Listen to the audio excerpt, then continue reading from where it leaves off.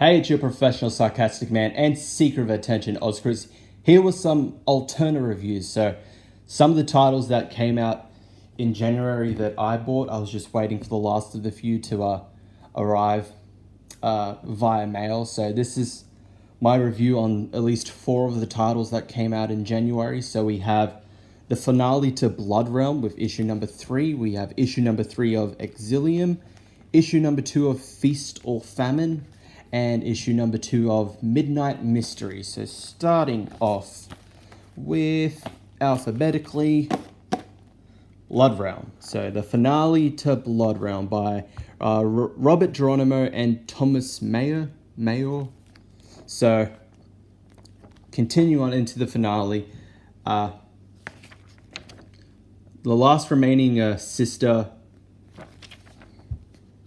and the creature that has joined them have found the source of evil that they've been looking for, the Black Heart, which Norn, the antagonist in the series, has been looking for. So the sister, in order to destroy it, she has to consume it, and she is possessed by the captive spirit inside of it, and it possesses her. And I really like how the art portrays these kind of scenes of horror, just absolutely just creepy, the creepiness of like the sister being possessed. But she comes to her senses and realizes what she's done after she's been possessed, and she commits suicide. But the heart is not completely destroyed, and the remaining creature, the little boy, finds the heart and eats it himself, and he uses it to confront Gorn. Yes. He uses it to confront Gorn and his entire army. Confront his entire army, but the boy, with his powers, is able to get the Satyrians to turn on Gorn and kill him. And that's it for the issue.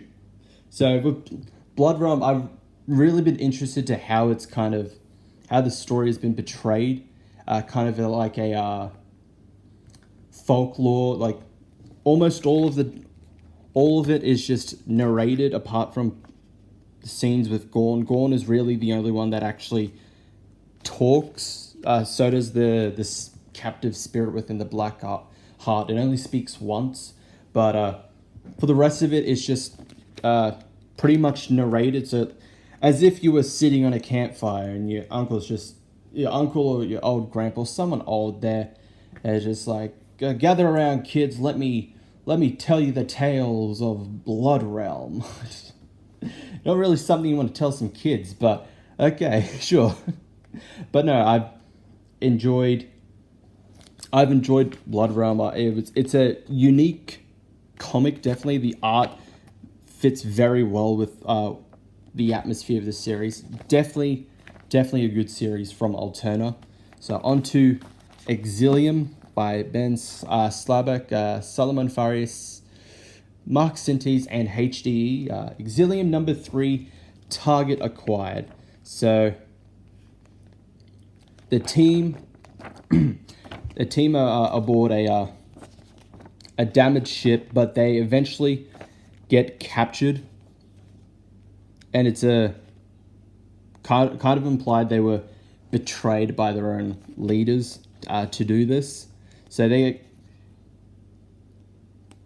Nia and Ken, the 2 humans on the ship, get captured, leaving behind their alien compatriot, but they suddenly wake up in Exilium. Sorry. So Nia wakes up and she realizes she's reached Exilium. What she has been looking for has been found right before her eyes. What she needs to help win the war has been found, and I'll leave it there.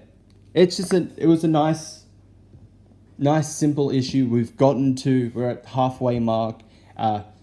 Nia has arrived at where she needs to be, but we're going to be learning a little bit more about the the story, what's going on, a bit more about Exilium and future issues. But this was a nice, easy, simple issue. Art, great as always. Cover, love the cover.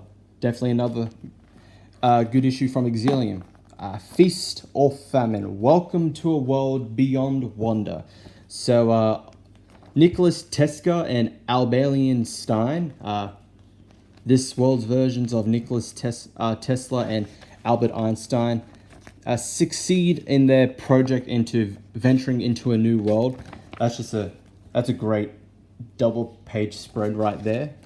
So they succeed in traveling to a new world, but they find themselves attacked by these blue alien space bears, and Stein gets injured during the attack, and Teska is left alone to kind of help find some form of civilization, which they do eventually. They find this dome world where they are treated straight away by the inhabitants, and they are approached by General Buck Gordon, who is there to help. He needs their help because the planet is dying. They're running out of energy and materials, and they want Teska and Stein's help using materials from Earth to help save them. So Stein loves this idea. They've made first contact, and they're there to help. He's all on board with this plan to get material from their planet, take it to this world in order for them to survive. But Teska's a bit worried about it. He's a bit suspicious. It seems a bit too easy that the first civilization they find is just incredibly peaceful and willing to help, willing to trade technology as long as they get materials from Earth. And as it's revealed later on, Teska's worries were true, and I'll leave it there. Definitely another good issue, and didn't realize this was only. I didn't realize, or either I forgot, this was only 3 issues, so we're halfway through already, and the plot is just advancing quickly. See DC and Marvel, you don't necessarily need 6 to 7 issues for a story. You can easily just condense it down to 3. And Feast or Famine, almost any alternate title is a good example of this. Another good issue. Love the art. Art on this amazing, and I like the cover. Yes, welcome to a world beyond wonder. And on to Midnight Mystery number 2, the last of the reviews. Real evil, huh? Get it? Because it's like the... Okay, I'll move on. So, continuing on from the previous issue, Detective King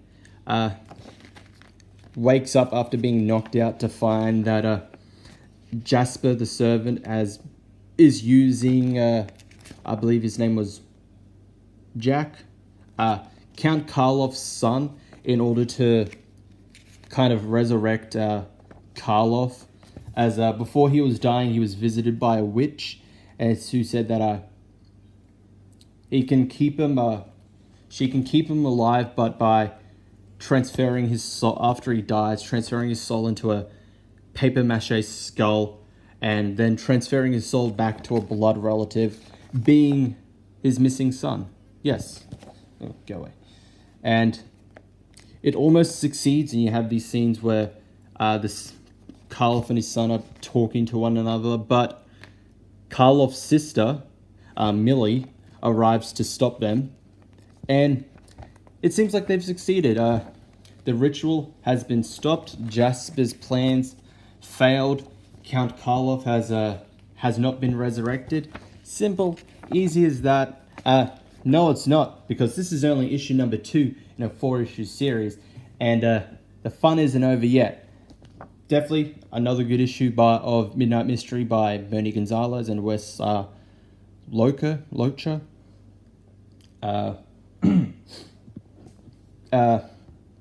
It's usually not something that I don't particularly look for in a comic, but I've been enjoying this. It's a nice supernatural mystery comic, pretty much, and like I said, I'm enjoying it. Another good issue. So that is all for the Alterna titles I bought in January. Thank you all for watching. I'll see you all next time.